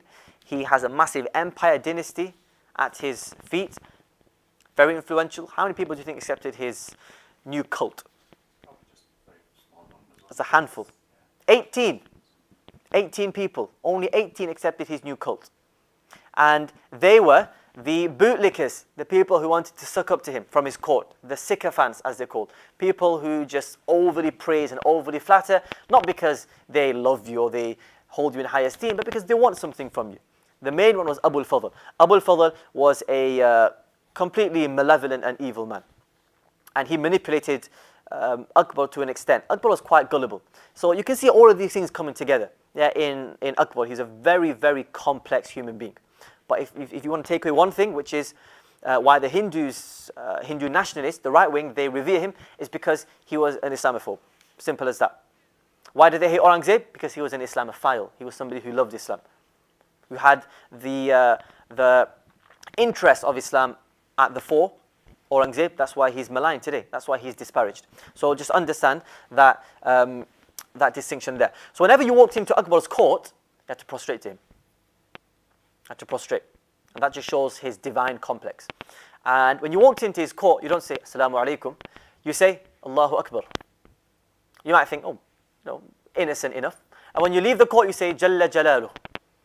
You hear people from the subcontinent now, when they mention Allah's name. We might say, Subhanahu wa ta'ala. They say, Allah Jalla Jalaluh. Jalla Jalaluh. Allahu Akbar just means Allah is the greatest. Jalla Jalaluh means may Allah's grandeur, may Allah's might be magnified. Now there's a play on words here. There's a subtle pun. Allahu Akbar, grammatically, can also be translated as, and we seek Allah's refuge from actually uttering this, which is Akbar is Allah. That's the way of translating Allahu Akbar. Akbar is Allah. And Jalla Jalaluh can then be translated as, may Akbar's grandeur be increased and heightened and augmented. So you can see how the focus of this Dina Ilahi, or this Tawheed Ilahi, as Akbar called it, wasn't actually Tawheed of Allah, it was his monotheism. It was Akbar. Take Akbar as the great leader. Akbar claimed to be the almighty head and the mentor and this mystical leader of this cult. Everything revolved around him. Everybody had to show him some support. So this was there was a really weird initiation process. You had all of these different things as well. And just to talk about this, Allahu Akbar Jalla Jalalu, all of the Mughal leaders minted coins with a kalima on it, except for Akbar. He took the kalima off. He replaced it with Allahu Akbar Jalla Jalalu. So you can see how out of control his ideology and his way of thinking had become rampant now, and he's then forcing it on the state in a sense with this coinage. Somebody might think, oh, Allahu Akbar just means Allah is the greatest. But in Akbar's mind, everybody who held that coin, everybody who transacted in that coin was affirming his divinity. Now we can't say for sure whether he actually said I'm God, but he did have this God complex about him. Akbar. So carrying on now, just to finish up with his religion. I know we've gone a bit over time, but if you just stick with me and we'll hopefully finish off soon enough. So people say tolerance was invented by Akbar, and it existed in Indian society before him. He wasn't the creator of tolerance. He wasn't the creator of community cohesion. Most Orthodox Muslims saw him as an apostate, somebody who left the faith. And to be fair, there were a few instances where some letters were sent to neighboring surrounding rulers. If I can remember, there was a letter sent to the Shah Ismail, one of the Shahs of the Safavid Empire. He wrote a letter to Akbar saying, is it true? I've heard you've left the religion. And Akbar then vehemently opposed it. He said, no, I'm still a Muslim. So he then paid lip service to Islam, but as for his beliefs and his tendencies, they were completely contrary to Islam. One day, this is an example to show you how paradoxical he was, how contradictory he was. One day, he created a city called Allahabad, which is the city of Allah. Also meaning that may Allah live long. Meaning may power and might be to Allah. Allahabad, that was a city. And the next day, he would be there telling people, his own courtiers and his own subjects, to wear silk and gold in your salah, in prayer. Now men aren't allowed to wear silk and gold anyway, let alone in salah. He was there encouraging people to ridicule the basic teachings of Islam, the fundamental teachings of Islam. And why was he doing things like this? Simply because, on the one hand, he needs to keep the Muslims on his side. So he's doing things like making Allahabad and a city and sweeping the mosque. And at the same time, he's pursuing his own dreams, which is his own syncretic religion. Something so strange and odd that I read. Akbar didn't keep a beard. Or he kept a really small beard, and he discouraged people from taking a beard. Because he thought that beards, this is thinking which is permeated into his version of Islam through other philosophies. I think of some Hindu philosophy. In one of their, not just one mainstream Hindu, one of these fringe Hindu philosophical ideas, which was beard hair grows from the same hair as pubic hair. Yeah, so hair that grows in your downstairs regions then gives way to your beard hair as well. So it's a sign of unmanliness, if you want to call it that. So make sure you take off your beards. So he was encouraging that as well. So you see how his ideas were just so weird as well. And Hindus today call him the pioneer of Hindu rights. And to be fair, once people saw that Akbar's fair game, meaning Akbar's holding these debates in his Ibadat Khana, everybody wanted a piece of the cake. Everybody thought, right, Akbar is up for grabs now. So Portuguese Catholics tried to convert him. Greek Orthodox Christians tried to convert him. Then you had also the flame of the Zoroastrian religion. Zoroastrianism was a religion practiced in Persia, official religion of the Persian empires, the Sassanids. And it was a monotheistic religion. They saw one God. And at the same time, now people think Zoroastrians worshipped the fire. They actually saw the fire not as a divine entity, but as a manifestation, as a mirroring of divinity. So that's just a symbol. Just like maybe you could say we take the Kaaba as a symbol of Allah's oneness. So they took the fire as that sort of a symbol. So Akbar also had a Zoroastrian flame altar burning in his palace for a time. You've got pigs roaming around, then he's there telling people to read their salah in gold and silk, and you've got a Zoroastrian fire altar burning in the corner there. Every morning Akbar would wake up and recite the 1001 Sanskrit names for the sun. Another Hindu culture. start waking up in the morning, reading a Fajr Salah. Instead for him, he'd wake up, go to his balcony, look at the sun, and in a way revere and respect the sun by reading these 1001 Sanskrit names. And he also, after meeting these Jain savants, Jainism was a religion, savant is just a religious man, they taught him to restrict animal slaughter. Don't let people slaughter animals. So he started to become a vegetarian. And then he was told, you have to uncage birds because it's cruel to have birds. They had massive, huge palatial cages. So it wasn't as if the birds were being cooped up. But you see how all of these ideas were being then forced and imposed on him, but he was accepting them. He was gullible in that sense. And because of his curiosity, he might not have expressly denounced Islam, but he surely did indulge in these heretic practices. Yeah, and coming to the end now, I just want to bring your attention to 1571. Fatihpur or Fatihpur Sikri. What is that? Fatihpur Sikri. Anybody know what that is? Have you been to India? It's a place. It's a huge, massive palatial city. It's his capital city. Fatehpur means city of victory. Now, he wanted to create his own palace complex, his own palace city. And that's exactly what he did. He built it 40 kilometers west of the capital Agra back then. And to be fair, Akbar then, he changed the capital a few times. You know how we say Delhi Sultanate because their capital was in Delhi? Well, Delhi only actually became the proper capital for the Mughals under Shah Jahan. Under Shah Jahan. Before that, you had Lahore. For example, Agra was the capital for Akbar. Then it was this Fatehpur Sikri. Then he moved it to Lahore afterwards. They stayed Lahore for a time until Shah Jahan. He built his new city, Shah Jahanabad, which became Old Delhi nowadays, Purana Delhi, or Qadim Delhi, whichever one you take. So he's built this new city now. Now, what possesses someone? You don't just get up one day and think, I want to build a city. Well, Akbar had lots of wives, but he didn't have a son. Now that's a problem. Why would not having a son be a problem for an emperor? No heir to the throne. Who's going to succeed you? So he was there running frantically from left to right, trying to find a way out of this predicament. And in this place called Sikri, Fatehpur is a title, which means city of victory. Sikri was the name. 40 kilometers west of Agra, the capital then. There was a Chishti Sufi saint called Salim. And the Mughal rulers were very particular when it came to Chishti traditions, Sufi traditions, because most of the people in India were Sufis because they'd been converted through Sufism. So they paid homage to all of these Sufi shrines and Sufi tombs and Sufi sites. The main one being Ajmer today. They call it Ajmer Sharif. I've been there as well, and it's not a place you want to go to. There's just so much innovation taking. People who've been there know so much innovation taking place there. Grave worshipping. People are bowing down to the to the grave of Sheikh.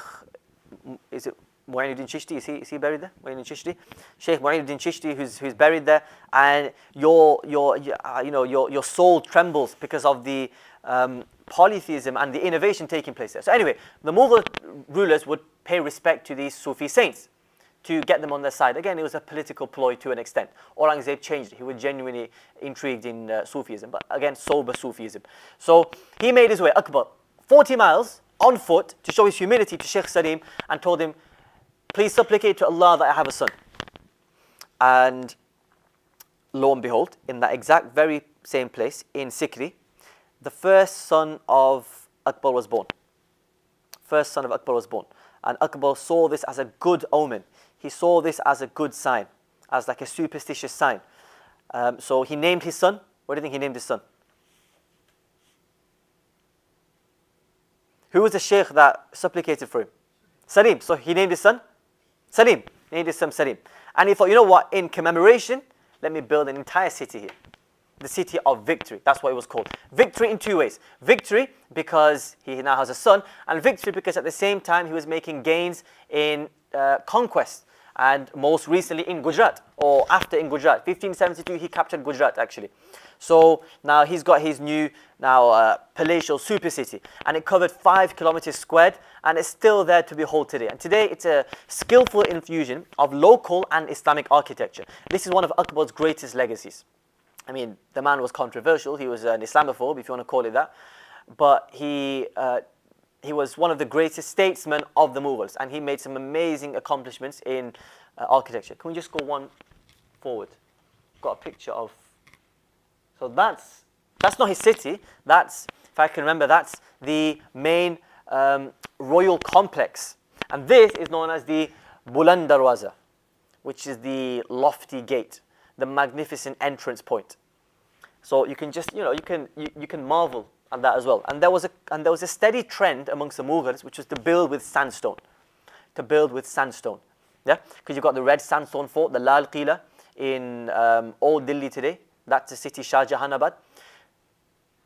Quick trivia: who was the first Mughal to go against this architectural building tradition of using sandstone and used white marble? Hint there, big hint. Shah Jahan in his Taj Mahal. Yeah, so Taj Mahal is built with white marble. He moved away from this age-old Mughal tradition of building with sandstone. Okay, and this was actually built. This massive big gateway was built after his conquest of Gujarat in 1573. Lots of wealth was brought in, so to celebrate, he had these grand construction projects and gateways and mosques and these multi-story complexes and everything. He actually built his Ibadat Khana, 1575, he built it in his new city, Fatehpur Sikri. Then you've got Hindus, Muslims, Jains, Zoroastrians, Catholics, Portuguese, everybody was there. They wanted a piece of Akbar. And in 1585, out of the blue, suddenly, the city was abandoned. So it was operational for around 14 years. Nobody knows the exact reason, but some historians cite a chronic water shortage as one of the reasons for permanent evacuation. So there wasn't a steady water supply coming in. And if you can remember, Muhammad ibn al-Tughlaq, if you remember him, from the Tughlaq era of the Delhi Sultans, he tried to build his own city as well. If I can remember, it was called Dawlatabad. And it failed miserably because he hadn't sorted out proper water systems to provide the people of his city. So that collapsed as well. So a similar problem we have here. And like we see here, the red sandstone forts are still here today. Okay.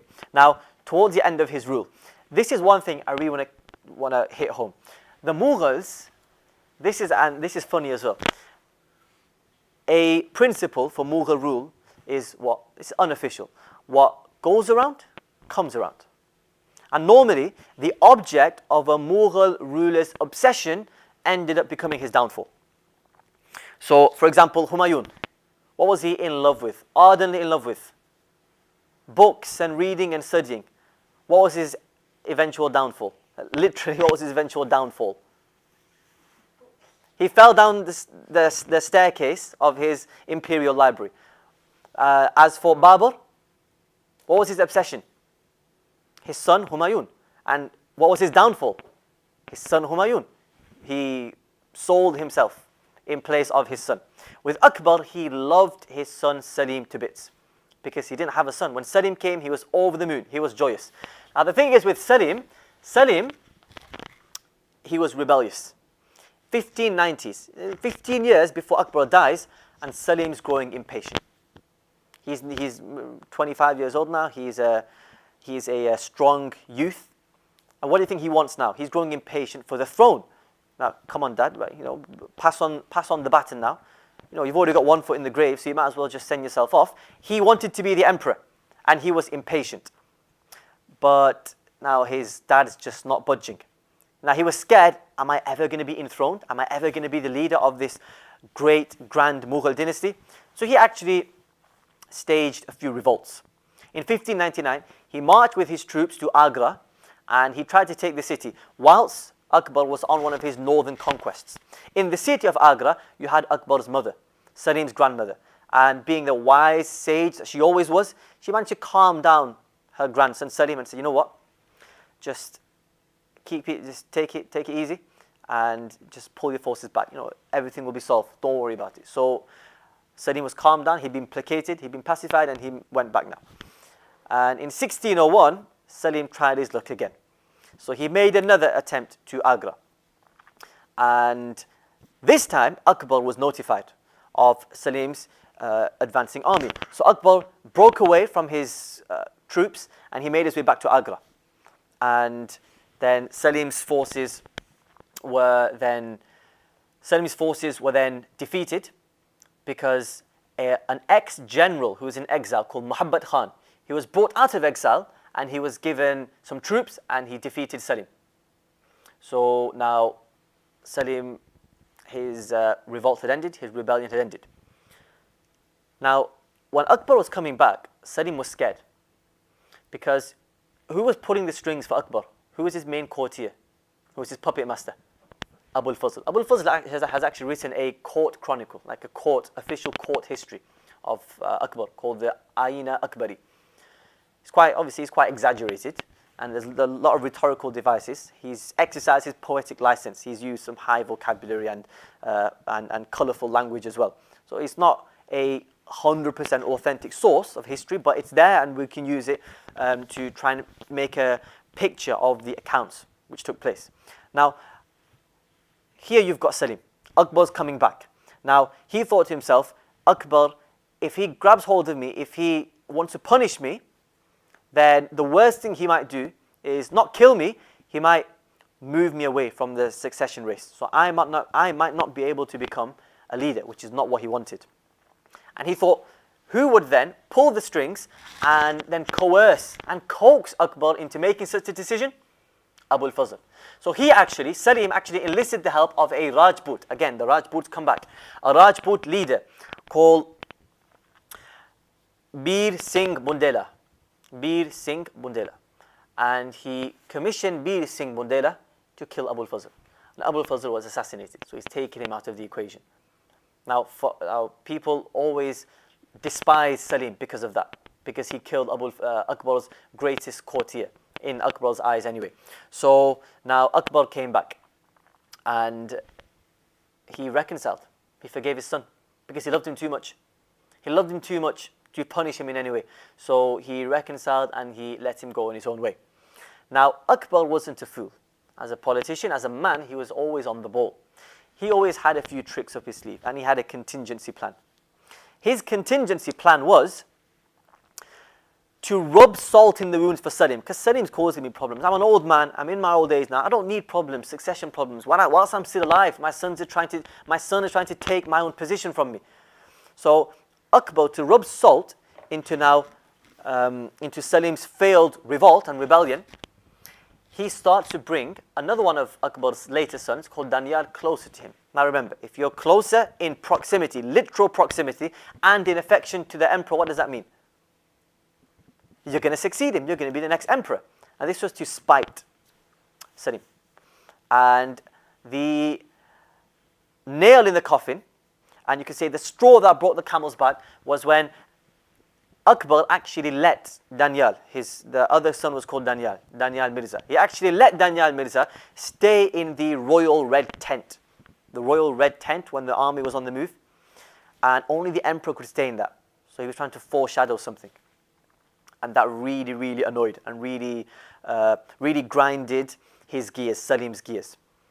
Now, Danyal, 1604, he dies because he was an alcoholic. So he died because he was too intoxicated and he must have damaged his liver, his internal organs. And remember, the favorite pastime for Mughal emperors and princes, apart from Aurangzeb, was to drink wine and substance abuse, opium. Yeah, and that ended up being their downfall. Now, Akbar had another ace in his deck. Akbar had another plan up his sleeves. From early 1590s, Salim had a son called Khusro. So Akbar was purposefully bringing Khusro closer to himself and giving Khusro higher positions and more power and a higher mansab. I just want to quickly explain this. In the Mughal system, the system of rule was very simple. It was an agrarian society. They thrived off of land and agriculture. Now, you can't control everything, so the Mughals implemented a system which was perfected by Akbar called the Mansab Dar system. Mansab means a position, Dar means somebody who owns it. So you could say it was a governorship role. So you would be given a Mansab, you'd be given an official rank, and then you'd be sent off to a faraway or close province, a piece of land to rule. And as a Mansab Dar now, you'd be given a Jagir, A Jagir is known as a land tenancy agreement, which means you're in charge of the land. And very simply, you collect the money and the revenue from that land, and you send some of it off to the central government. And at the same time, your rank would dictate how many soldiers you're given. So they didn't have a rank like prime minister or minister or commander or general or colonel. They had a number assigned to them. And that number meant how many soldiers were under their command. So for example, Muhammad Khan, who was brought out of exile to fight Salim when he was revolting, was given a mansab of 5,000 or 6,000. 5,000 to 6,000, which is how many soldiers he had under his control. The more soldiers you had, that means the more revenue that was expected from you. So that was how the mansabdar system worked. So Akbar was making his grandson Khusro, he was giving him higher positions, higher mansabs. He was only 7 years old. So Salim knew he's just trying to spite me. Salim knew for a fact he's just doing it to annoy me and to grind my gears as well. So then you've got all of this internal rebellion and plotting taking place toward the end of Akbar's reign. And what ended up happening was Danyal died, he's taken out of the equation, and Akbar knew that he can't it would be against tradition to put his grandson on the throne. So when Akbar eventually died in 1605, the stage was set for Salim. The stage was set for Salim, who later took the regal title of Jahangir. So this Salim is Jahangir. Jahangir means Caesar, not like a Roman Caesar. We mean Seizer, the Caesar of the universe, of the world. And thus marks the beginning of Jahangir's reign in 1605. And ironically, and again, there's always irony in these Mughal tales. And it just reminds me of a quote from Mark Twain. He said, "History doesn't repeat itself, but it often does rhyme." History doesn't repeat itself, but it often does rhyme. So you have to be discernible enough to find the rhyming patterns and when the next rhyme will occur and pop up. So he died in 1605 and he was interred, meaning his body was put into a specially built mausoleum for himself. In 1691, a band of brigands and a band of, you want to call them chavs like that, a band of trying to think of the word, a band of mischief makers, who are actually Hindus, by the way, who were Hindus. In 1691, they desecrated his tomb. They desecrated Akbar's tomb. They exhumed his body, took his body out, and then threw his decomposed remains and bones into a fire and left it like that. And this is where now we can discern the rhyme, which is, ironically, after Akbar lived his life filled with un-Islamic Hindu rituals, he ended up being given a Hindu burial ceremony of sorts, which was cremation, in a sense. Yeah, so what goes around comes around. What went around during Akbar's reign ended up coming back around like a boomerang and stinging him in the behind. And that's the legacy that Akbar leaves. So to conclude, did he apostatize? Well, not entirely sure, but there's a very good chance that he did. Even Jahangir later on, to save the respect of his father, said, no.